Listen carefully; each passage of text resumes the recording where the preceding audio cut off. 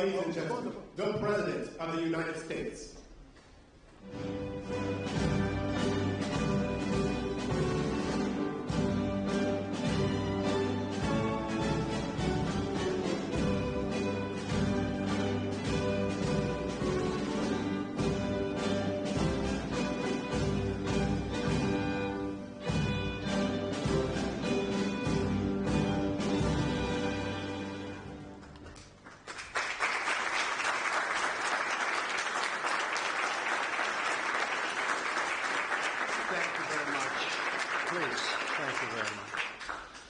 Before we begin, I want to provide a brief report on the unprecedented success our country has been witnessing in recent weeks.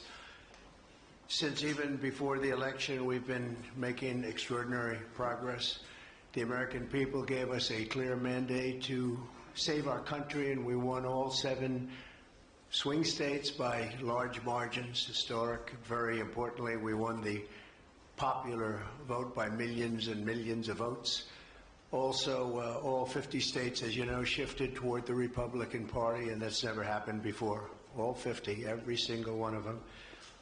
In our first week in office, we set records, taking over 350 executive actions. That's not been done before. And it has reportedly been the single most effective opening week of any presidency in history. And we want to keep it that way. We want to keep it going.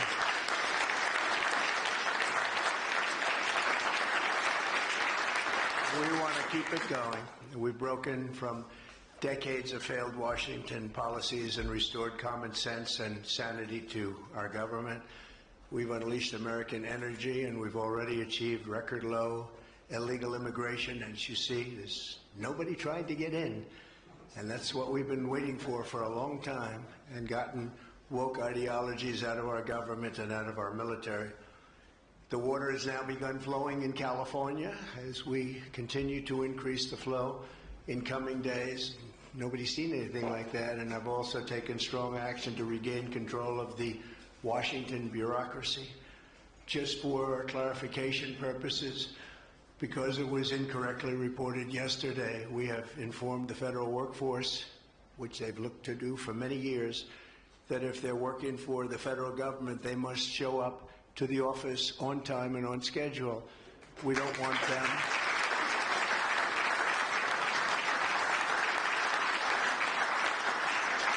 We don't want them to work from home because, as everyone knows, most of the time they're not working, they're not very productive, and it's unfair to the millions of people in the United States who are in fact working hard from job sites and not from their home.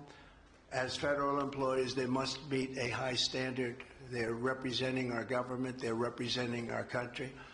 If they don't agree by February 6th to show up back to work in their office, they will be terminated, and we will therefore be downscaling our government, which is something that the last 10 presidents have tried very hard to do but failed. Most of the people we're talking about have not been going to their federal offices in many, many years, from even before COVID, but they have nevertheless been paid. Some have worked, some haven't worked, and most of the studies say that some have just gone through the motions.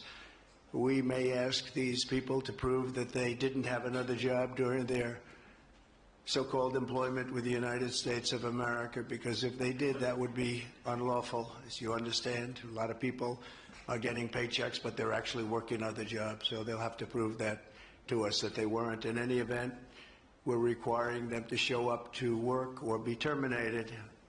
We think a very substantial number of people will not show up to work, and therefore our government will get smaller and more efficient, and that's what we've been looking to do for many, many decades, frankly.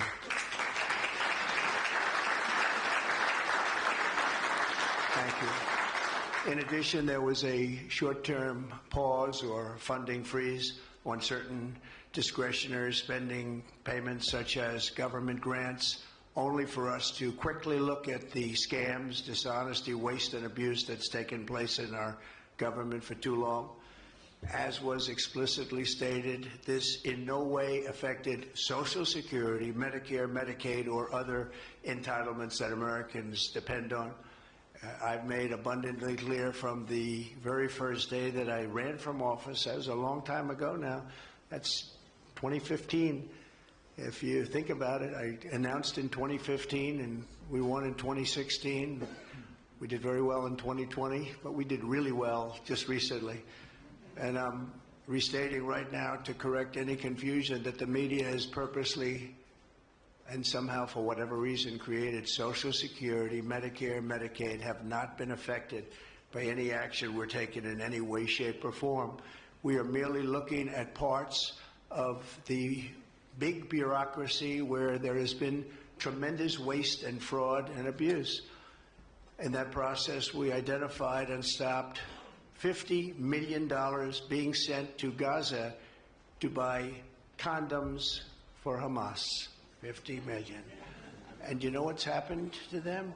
They've used them as a method of making bombs. How about that? We stopped an attempt to make an illicit payment for illegal alien resettlement. We canceled $181 million in DEI training contracts. This is just for the training of people in DEI, which has been terminated and completely terminated. And we paused $1.7 billion in unauthorized payments to foreign organizations, including stopping more than $40 million that was on its way out the door to the very corrupt World Health Organization, which has not done its job and not done it properly. We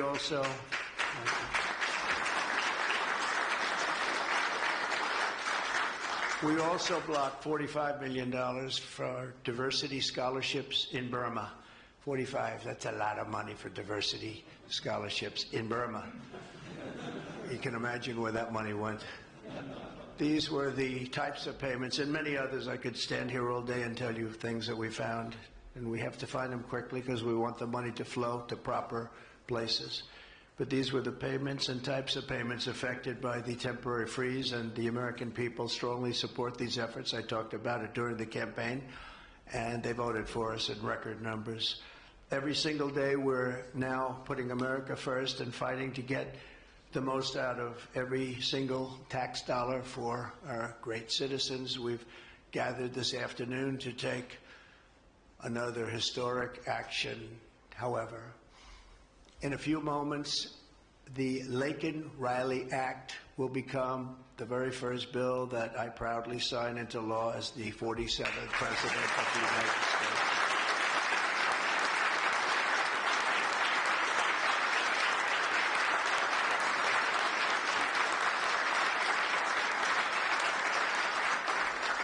Laken was a brilliant and beautiful 22-year-old nursing student from Georgia, the best in her class. She was always the best. They would say, Laken, how do you do this? And what do you do? They were always asking her questions. She was respected by everybody, even her teachers. They respected her so much. From the time she was in first grade, Laken knew she wanted to spend her time caring for others. That's what she did. To her friends and classmates, she was a light of warmth and kindness in every single room. To her parents and family, she was everything in the world. They've had a miserable period of time. Just after 9 a.m. last February 22nd, Laken went out for a jog on the campus of the University of Georgia, but she was just never returned. She never came back, did she, huh? Parents are here, sister, all of her relatives. While on her run, Laken was attacked, viciously assaulted, beaten, brutalized, and murdered by an illegal alien gang member who was set loose into our country by the last administration. We are deeply honored to be joined today by Laken's parents, Allison and John, and her sister, Lauren. Thank you very much. Thank you.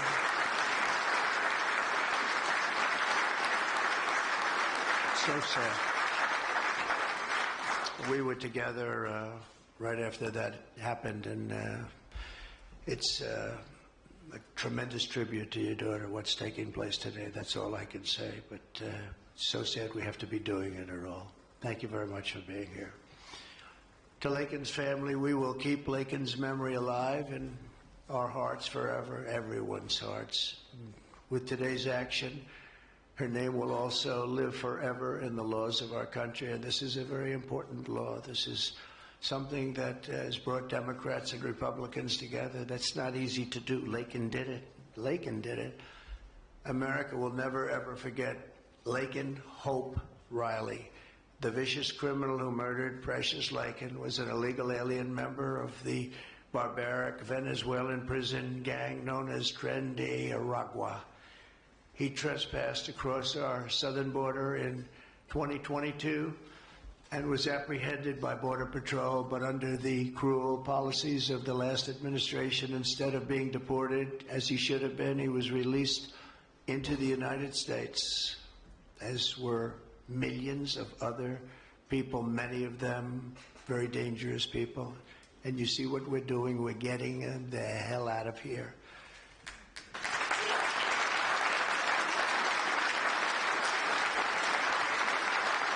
He was soon arrested again in New York City on charges of endangering a child, but because of New York City's deadly sanctuary policies, as we have in California and many other places, which we're ending, we're going to end them, he was released again to reoffend.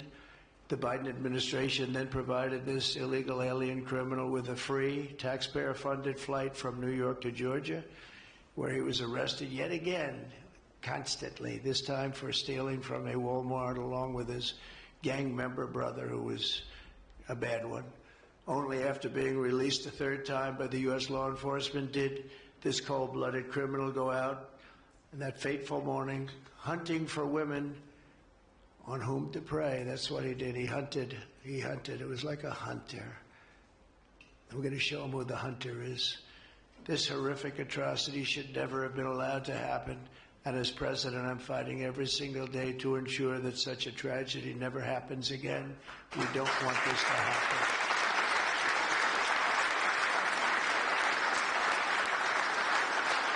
And under the law, thank you. Under the law I'm signing today, the Department of Homeland Security will be required to detain all illegal aliens who have been arrested for theft, burglary, larceny, shoplifting, assaulting a police officer, murder, or any crime that results in death or serious injury. In addition, for the first time ever, this act gives state governments the ability to sue the federal government for immediate injunctive relief if any future administration ever again refuses to enforce the immigration laws of the United States, like happened for 4 long years.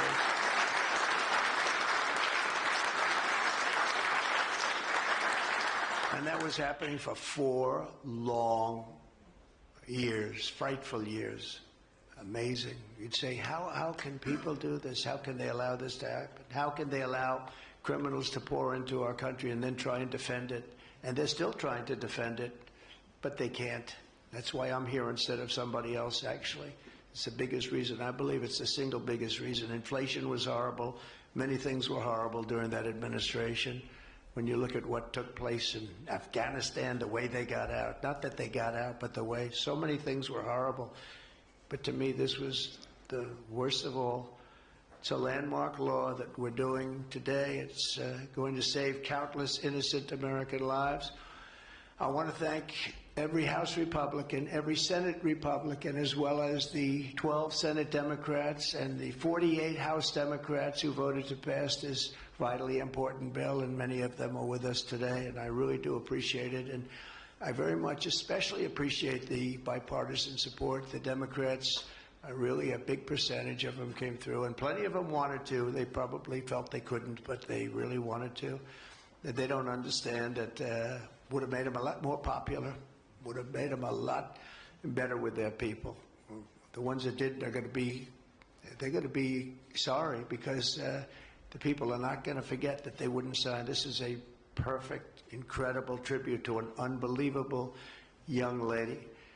We're joined today by many great supporters of our new strong border policies, and they are indeed strong, including Vice President Vance, thank you, JD, the Secretary Scott Bessent, who just got approved, by the way. Where's Scott? He just got approved. Scott, I'm very impressed. Got a lot of Democrat votes, too. He got a lot of Democrat votes. It's great. I don't know, is that a good thing or a bad thing? I'll have to think about that. Secretary of Homeland Security, who's going to be fantastic. I know her so well, and I know it's probably not complimentary because she is a woman, but she is tough. Where is she? Where is Christy? Christy, great. Stand up, please. You have such an important job to do.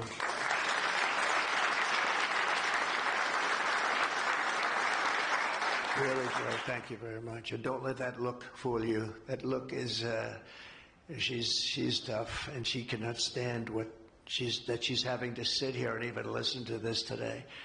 Another one who's done a job like nobody that I've seen in a long time, Tom Homan. He's my friend, but he is something special. He's something special. Great. And Tom and Christy, the numbers are unbelievable. What's happened? It's like just shut down. Nobody thought that was even possible. It's just shut down. They showed an area that a year ago had thousands and thousands of people rushing into our country, and today there was nobody there. It was like a beautiful sight. And also Senate Majority Whip John Barrasso, great guy. Thank you, John. And I also want to thank the bill sponsors, Senator Katie Britt. Katie, thank you, Katie. And Congressman Mike Collins. And Mike, you were fantastic from Georgia. He took this. He loves his state, and he took this very personally. So it's thank you very much, Mike. As well as Senate Judiciary Committee Chairman Chuck Grassley. Chuck is here someplace. Chuck, thank you very much. You look great. And House Judiciary Committee Chairman Jim Jordan, who's a special guy, special man. And House Homeland Security Committee Chairman Mark Green. Thank you very much. Thank you, Mark. And we have many other congressmen and senators, but I'm not going to introduce because this is about your daughter. This is about something that's so important, and we're going to just go along. Thank you also. We have to say Burt Jones is in the room, and Burt is your lieutenant governor, and he was on this like you wouldn't believe. Thank you very much. I see you sitting there. Thank you very much. So we have state, local officials, we have law enforcement organizations, we have everybody. Most of them are in the room or represented in the room, and they're incredible people, and I've never seen them come together like they have for this. I've done many of these, not of this kind, but different bills, different passages having to do with many different things, from homeland security to inner security to taxes to 50 different items. I've never seen such support as you have today and as your great daughter has today. So I've never seen anything like it. And we have to thank your daughter for that, because she's going to save a lot of lives. She's going to be responsible for saving a lot of lives. So I'd like to just say to the Angel families, I've been with them and they've been with me from 2015 when I first got this crazy idea in my head to run for president because we can do better as a country. I want to thank so many of the people that are here that have been the angel moms, and we call them angel moms, but they're angel families, fathers and sons and daughters, but they've suffered tremendously like you have for no reason whatsoever. I want to thank Alexis Nungari, the mother of 12-year-old Jocelyn Nungari, murdered last summer by 2 illegal alien gang members released into the United States by Joe Biden's open border stupid policies. And thank you very much, Alexis. I want to thank you very much. We had an amazing trip, and it was really special to meet you and your family. Appreciate it very much. So sad we have to be here, frankly. And Jocelyn, as you know, is in our hearts as she was then. It was an amazing day we had, a great day. But it was a day of celebration of somebody that unfortunately won't be with us. But she is with us now, you know that. Here also is Patty Morin, the mother of Rachel Morin, killed 2 years ago by an illegal alien who was let into our country by the last administration's ridiculous, weak policies. Open border, can you imagine? When I heard open border, I said, oh, that's terrible. They're going to release their prisons all over the world. They're going to release their prisons into our country. That's exactly what happened. Patty is joined by Rachel's brother, Michael, Rachel's daughter, Clementine, and sister-in-law, Shannon. Thank you all for being here. We appreciate it very much. Thank you very much. Thank you.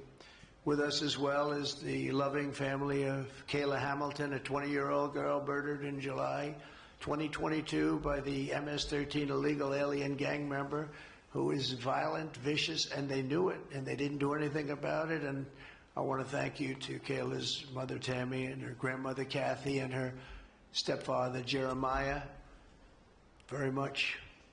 And finally, I want to thank others who have also suffered this horrible scourge that goes on with young people being killed, and other people too, but young people, largely young people being killed. Thank you to Scott Root, the father of Sarah Root, killed at 21 years of age. Think of that, 21 by an illegal alien, shouldn't have been in our country, would have never been in our country if we were here.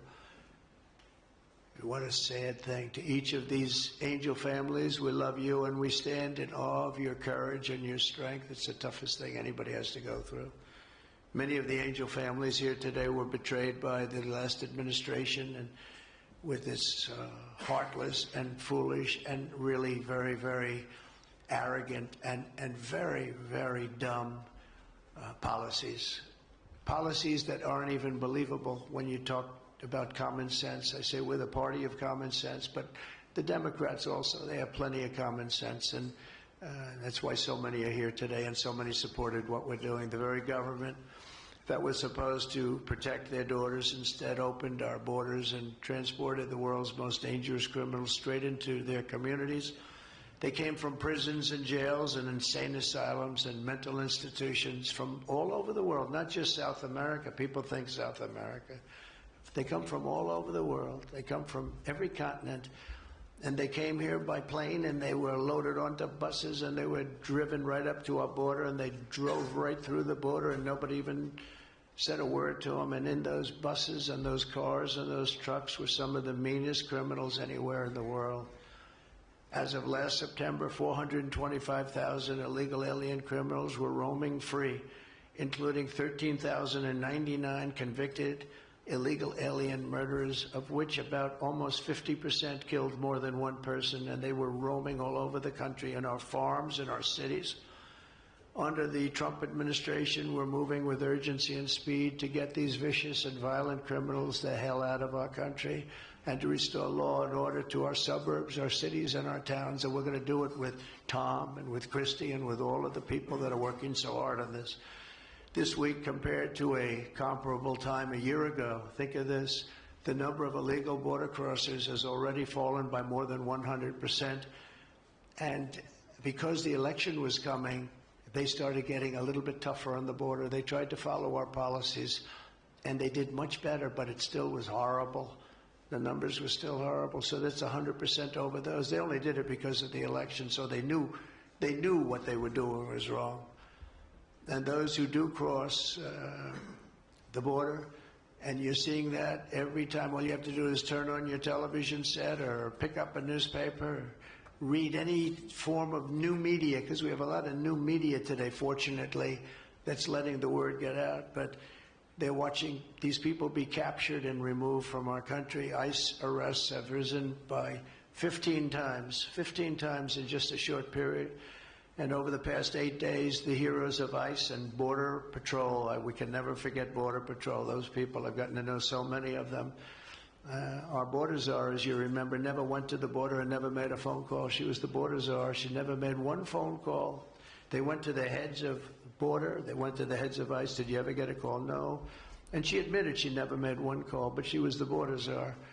And that's exactly what our border was all about. The heroes of ICE have arrested thousands and thousands of illegal alien criminals, including hundreds of gang members, traffickers, child predators, terrorists, and murderers.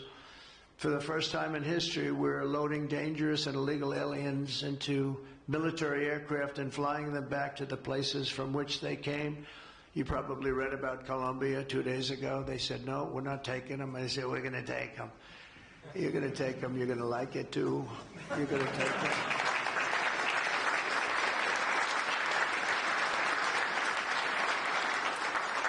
they talked about, we're not going to take people that are in shackles. I said, well, but the people that are in shackles are murderers, they're drug lords, they're rapists, they're very tough people.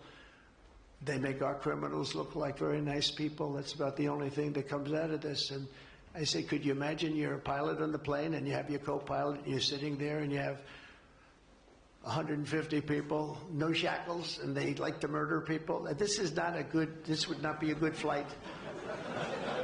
So Colombia apologized to us profusely within an hour based on something I said, meaning you're going to pay tariffs like nobody's ever paid tariffs before. But they actually wanted to terminate his position. They're essentially Congress met and they were very angry with them. But they actually said they were going to send the presidential plane to pick up these criminals and to bring them because they didn't want to inconvenience us or have us do a second flight. And that's what they did. And I appreciate it. And I do appreciate the people of Colombia are wonderful people, and the representatives really acted well. And I appreciated they took back that tough talk. But, you know, we may have tough talk from others, but it's not going to mean anything. They're going to all take them back, and they're going to like it, too. They're going to like it. They're going to take it back, and they're going to like it. Today, I'm also signing an executive order to instruct the Departments of Defense and Homeland Security to begin preparing the 30,000-person migrant facility at Guantanamo Bay. Most people don't even know about it. We have 30,000 beds in Guantanamo to detain the worst criminal illegal aliens threatening the American people. Some of them are so bad we don't even trust the countries to hold them because we don't want them coming back, so we're going to send them out to Guantanamo. This will double our capacity immediately, right? And tough. That's a tough place to get out of. Today's signings bring us one step closer to eradicating the scourge of migrant crime in our communities once and for all. And it was just it's just an unforced error that we even have to be doing this. Now we need Congress to provide full funding for the complete and total restoration of our sovereign borders, as well as financial support to remove record numbers of illegal aliens. And these are illegal alien killers, criminals at levels that nobody's ever seen before. And you would have known that, and you were there when I said it. I said everybody that's bad is going to be thrown. If you look at Venezuela, Venezuela's crime is down 77% because they've taken their gang members, their prisoners, their drug dealers, their drug lords. They've shipped them all into the United States. Many other countries, their crime is way down, and our crime is not doing well. But we're going to have it do really well very soon, and we're shipping all these people back where they came from. And now, before I sign the Laken Riley Act into law, I would like to ask Laken's really incredible mother, who I've gotten to know. A very sad day I got to know her. But this is an amazing tribute to an amazing young person. And if you could come up, Allison, and say a few words, that would be great. Thank you very much.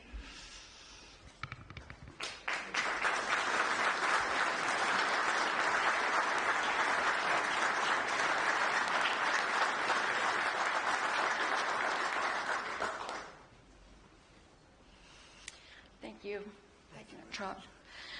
We would like to thank Senator Katie Britt for her diligent bipartisan work to get this bill through the Senate. We'd also like to thank Congressman Mike Collins for his unwavering passion and for leading on the Laken Riley Act from the start. Our family will forever be grateful for the prayers of the people across our nation and for helping to get this legislation into law. We also want to thank President Trump for the promises he made to us. He said he would secure our borders and that he would never forget about Laken. And he hasn't. He's a man of his word. We trust that he will fight for the American people. Most importantly, I want to thank our Lord and Savior, Jesus Christ, because without his sacrifices, Laken's story would have ended on that horrific day that she was taken from us. But because of him, we can continue living knowing that we will see Laken again.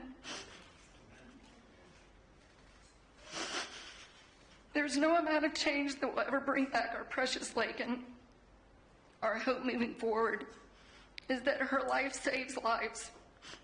We're so thankful that her passion for helping others and her legacy for doing good in the name of Jesus Christ will carry on. Thank you.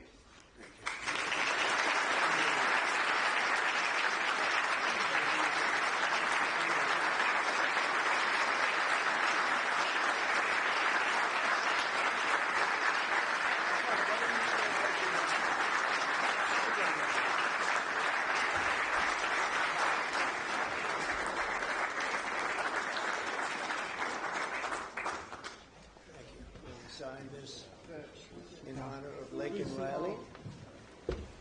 Come on up here, some of the people that we love that have been so instrumental.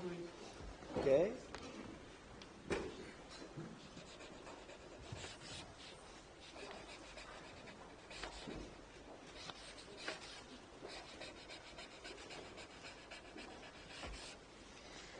Okay.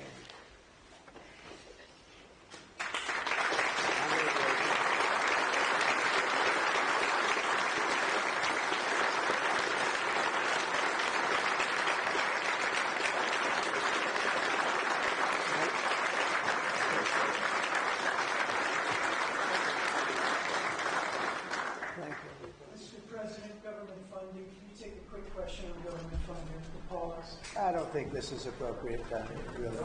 I respect that, but I don't think it's appropriate. I can just tell you government is doing very well, and we're cutting way back, but this is not the appropriate time. Thank you.